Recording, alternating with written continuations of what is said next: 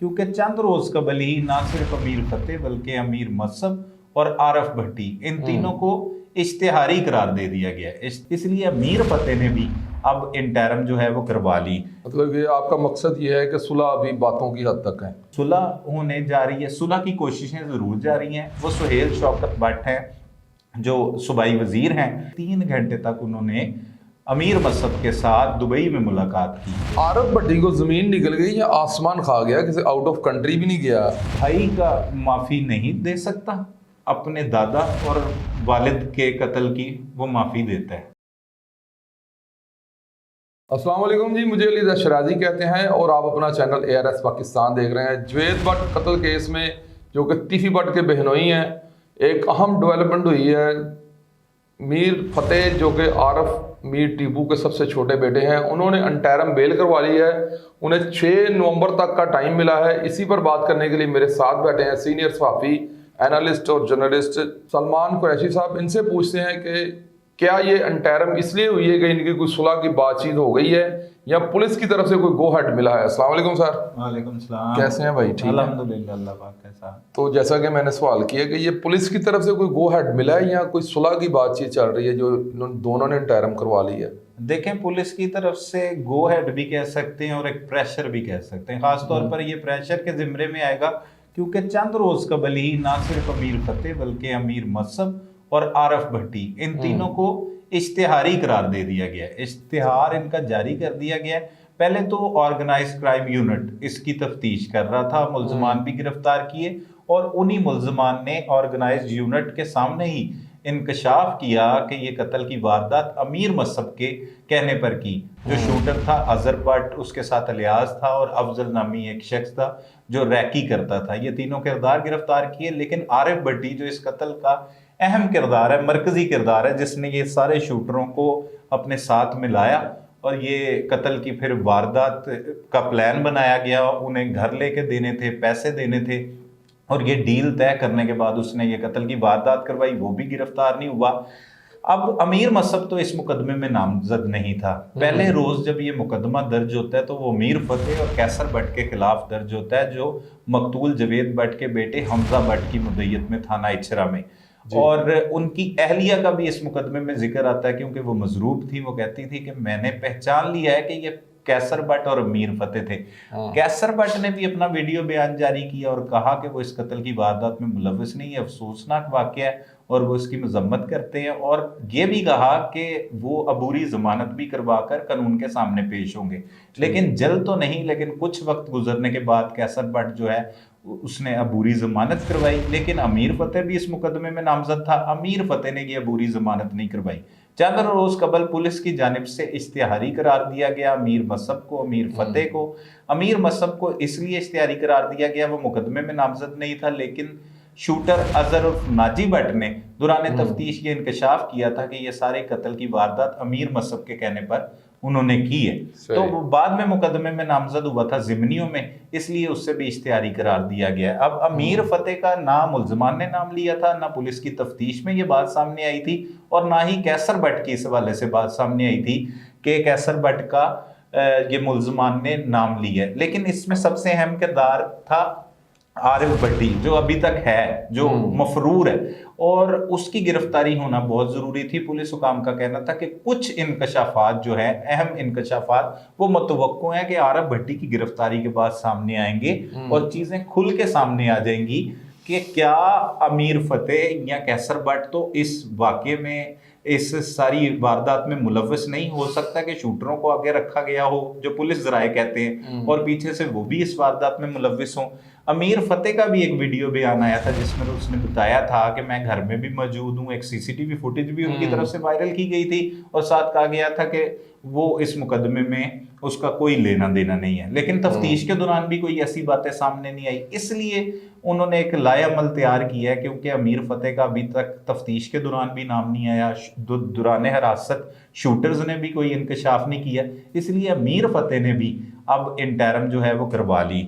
ये तीसरी बार जो है वो इंटरम कैसर भट्ट की जानिब से करवाई गई है, जिसकी 6 नवंबर तारीख मिली है और अब जो है वो अमीर फतेह की जानिब से भी यही इंटरम जो है वो करवा ली गई और 6 नवंबर की ही डेट है। दोनों की डेट उन्होंने मर्ज कर दी, एक ही डेट है क्योंकि केस जो है वो एक है। और साथ ही साथ कैसर बट जो है वो पिछले दिनों उस पैनल ऑफ ऑफिसर्स जिसमें 2 एसपीज हैं और 2 डीएसपीज हैं उनके सामने पेश हुए। इफ्तिखार रसूल बाजवा और एजाज अहमद ढिल्लू थाना इचरा में ही वो बैठे थे। वहां पर इनकी तकरीबन 1 घंटे के दौरान तफ्तीश की गई। ये शामिल तफ्तीश हुए, बेगुनाही के सबूत दिए गए और बताया गया कि वो इस वारदात में मुलविस नहीं बल्कि वो घर में सो रहे थे। उनको किसी दोस्त ने फोन करके बताया कि ये कत्ल की वारदात हुई और इस तरह के बयानात दिए गए हैं। और जरा ये भी बताते हैं कि श्योरिटी बॉन्ड भी लिए गए हैं। और इसके अलावा जो है वो मजीद डेट 6 नवंबर तक मिल गई। अब मजीद ये पैनल ऑफ ऑफिसर्स के सामने ना सिर्फ कैसर बट बल्कि अमीर फतेह भी अब पेश होकर अपने बयानात कलम बंद करवाएंगे। और जहाँ तक आपका सवाल था कि सुलह होने जा रही है, सुलह की कोशिशें ज़रूर जारी हैं। वो सुहेल शौकत भट्ट हैं जो सूबाई वजीर हैं, वो इसके लिए कोशिशें जारी रखे हुए हैं। और हमारे ज़राए बावसूख ज़राए ये बताते हैं कि 3 घंटे तक उन्होंने अमीर मसहब के साथ दुबई में मुलाकात की और उन्हें बारहा मनाने की कोशिश की कि ये खूनी झगड़ा जो है इसका एख्तिताम होना चाहिए।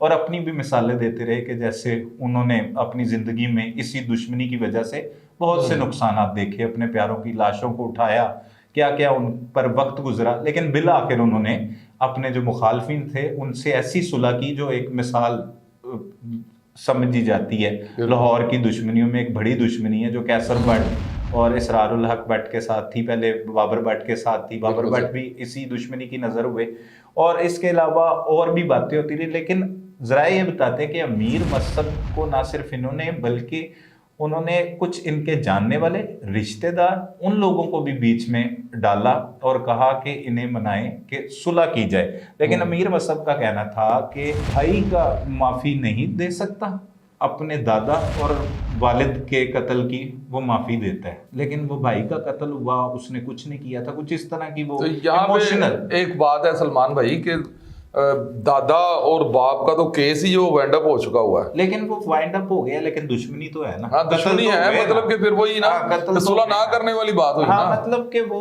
उसमें जाहिर सी बात है उनका नौजवान भाई कत्ल हुआ है, जो भी उसके जज्बात हैं ये जराए ऐसी बात बता रहे हैं। लेकिन वो साथ साथ ये भी बता रहे हैं कि सिर्फ सुहेल शौकत भट्ट मुलाकात के लिए गए थे क्योंकि अच्छा किरदार अदा कर रहे हैं किसी खानदानों के दरमियान इस तरह से सुलह करवाना, इसका बेड़ा उठाना, ये बहुत अहम बात है। और ये कोई आम शख्स नहीं बल्कि कोई ऐसा जिम्मेदार शख्स ही कर सकता है जो पर्सनैलिटी वाइज ऐसा कोई अच्छा मतलब शख्स हो जो जानता हो कि इसके नुकसानात क्या है और लोगों को, दोनों पार्टियों को खास तौर पर देखता हो। अब दोनों पार्टियों के हवाले से ये बात लोगों को समझ में नहीं आती क्योंकि पहले सुहेल शौकत भट्ट और बाबर भट्ट ग्रुप की दुश्मनी थी, तो इनका ताल्लुक जो है वो तीफी भट्ट और गोगी भट्ट के साथ था। सुहेल शौकत भट्ट के मामू जो शफकत और बग्गा भट्ट हैं उनका भी, उनके जो नूरा कश्मीरी के बेटे हैं मौजम भट्ट का भी।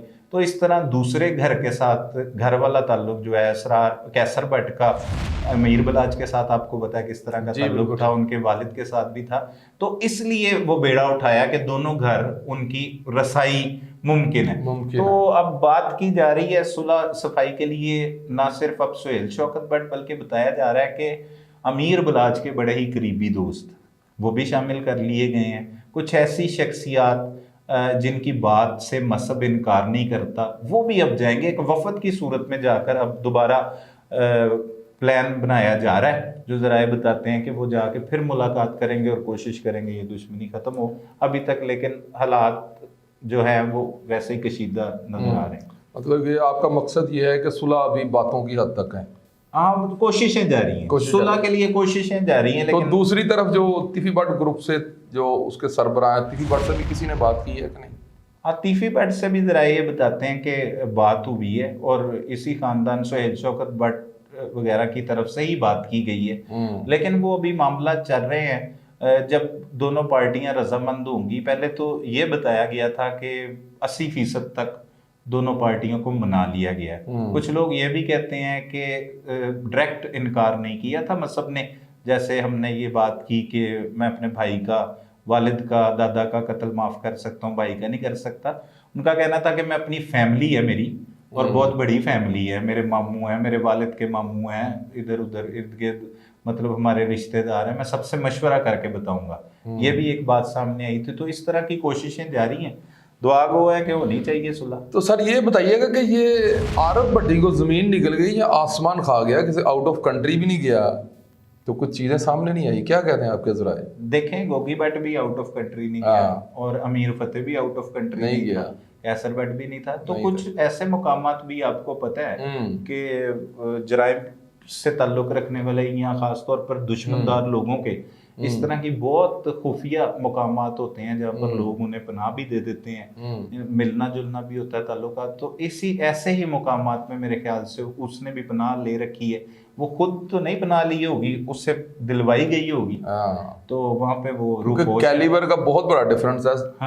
कैसर सुहेल भट्ट का और गोगी भट्ट का, और ये तो एक आम ड्राइवर है। हाँ, लेकिन उससे मतलब समझे उसे रूपोश किया हुआ है। और जब उसे मंजरे आम पर लाना होगा, ये देखेंगे तो वो तब लेके आएंगे। अभी तक लेकिन पुलिस उसकी बड़ी काबिल जिक्र बात यह है कि ये केस बड़ी तेजी के साथ चल रहा था, लेकिन अचानक से जब से panel of officers DIG investigation की जानिब से तश्कील दिया गया तो ये सुस्त रवि का शिकार हो गया। अब ऑर्गेनाइज क्राइम यूनिट जिसने ये सारा गैंग और इस कत्ल को बेनकाब किया, वो सारे बैकफुट पे चले गए, उन्होंने काम करना छोड़ दिया। हो सकता है कि अगर वही तफ्तीश कर रहे होते, ऑर्गेनाइज क्राइम यूनिट ही तफ्तीश कर रहा होता, तो अब तक आरिफ भी गिरफ्तार हो चुका होता और वो अपना बयान भी दे चुका होता। इसमें अब और जो पैनल ऑफ ऑफिसर्स हैं वो तफ्तीश तो कर रहे हैं, लेकिन गिरफ्तारी कोई सामने नहीं आ रही। उनका सबसे बड़ा जो कारनामा था, क्योंकि ये गैर मुतनाज़ा लोग लगाए गए थे, शुबा था पुलिस अफसरान को कि कुछ लोग जो हैं वो पुलिस अफसरान इन दोनों ग्रुपों के साथ उनके रवाबित हैं। बहुत से इल्ज़ामात भी लग रहे थे CIA पे, खासतौर पर ऑर्गेनाइज क्राइम यूनिट पे, तो इसलिए उन्हें बैकफुट पे किया गया और इन्हें आगे लाया गया गैर मुतनाज़ा अफराद को। लेकिन अब गैर मुतनाज़ा लोगों का टीम वर्क भी तो उसी तरह का होना चाहिए कि मुल्ज़मान को वो उसी तरह गिरफ्त में भी ले आए। जैसे चंद दिनों में इन्होंने अजहर उर्फ नाजी भट्ट को पकड़ लिया, लियास को पकड़ लिया, अफजल को पकड़ लिया, तो ये भी चीज़ें देखनी है। उनका सबसे बड़ा काम ये था कि उन्होंने फिर कुछ देर इससे इन्वेस्टिगेट करने के बाद 3 अफराद को, 3 जो मुल्ज़मान थे उनको इसमें इश्तिहारी करार दे दिया, एक अमीर मसहब, एक आरब भट्टी और एक अमीर फतेह। अमीर फतेह ने अब इसमें अबूरी ज़मानत करवा ली है।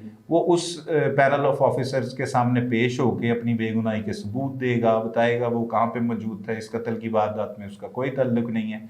फिर इस तरह से ये केस जो है वो मज़ीद आगे को बढ़ेगा। तो क्या समझते हैं कि मीर मौसफ जो इस वक्त अपने ख़ानदान के सरबराह माने जाते हैं, वो चाहेंगे कि उनका भाई जेल चला जाए? नहीं, वो जेल तो इसी सूरत में जाएगा कि जब पुलिस के पास ऐसे एविडेंस मौजूद होंगे। अब तक पुलिस के पास कोई ऐसा एविडेंस मौजूद नहीं है, और सिर्फ अमीर मसहब के हवाले से ये कहा गया कि अमीर मसहब के कहने पर यह कत्ल की वारदात हुई। अगर अमीर मसहब होता तो पुलिस हो सकता है कि उसे गुनाहगार लिख देती, लेकिन अब तो ये चीजें जब सामने लाई जाएंगी, वो अपनी बेगुनाही का सबूत देगा। अगर वो बेगुनाह होगा तो हो सकता है कि उसकी जमानत जो है वो कंफर्म हो जाए। एक जो FIR की मुद्दई है वो इंजर्ड भी हैं साथ में। हाँ बिल्कुल, तो वो अगर इस बात पे इंसिस्ट करेंगे कि यही मेरे मुल्ज़म है, तो फिर कैसे पुलिस उन्हें रिलीव देगी? हाँ, ये अब देखना है कि वो अदालत की स्वाबदीद होता है, लेकिन साथ ही साथ ये इन्वेस्टिगेशन जो है उसका बड़ा वो बहुत असरअंदाज होती है केस पर। अगर पुलिस उसे गुनाहगार लिखती है या बेगुनाह लिखती है, इन दोनों का गुनाहगार लिखेगी तो फिर जेल भिजवाया जाएगा। वैसे इंटरम करके अपनी बेगुनाही का सबूत देना वो हर किसी के पास इख्तियार मौजूद होता है, चाहे उसके खिलाफ 7 कत्लों का मुकदमा दर्ज हो जाए, 10 का हो जाए, जैसे भी हो जाए, तो वो ये काम उसके लिए एक इख्तियार है उसके पास। वो अपनी बेगुनाही का सबूत अब देखें पेश कर सकते हैं। क्या पैनल ऑफ ऑफिसर्स उसे बेगुनाह लिखते हैं या गुनाहगार लिखते हैं, ये तो आगे तफ्तीश में मालूम होगा। लेकिन अभी तक कोई अमीर फतेह के हवाले से बात सामने नहीं आई कोई। तो जी नाज़रीन, जैसा कि आपने देखा कि सलमान भाई ने बड़े अच्छे तरीके के साथ हमें बताया कि जो मीर फतेह हैं उनके बारे में अभी तक कोई भी स्वाय इंटरम के कोई ऐसी बात जो है अभी तक सामने नहीं आई। कमेंट्स बॉक्स में अपनी राय ज़रूर दीजिएगा कि मीर फतेह को अभी अंटैरम करवानी चाहिए थी या सुलह के बाद अंटैरम करवानी चाहिए थी। इसी के साथ हमें दीजिए इजाज़त और देखते रहिए ARS Pakistan. Thank you sir.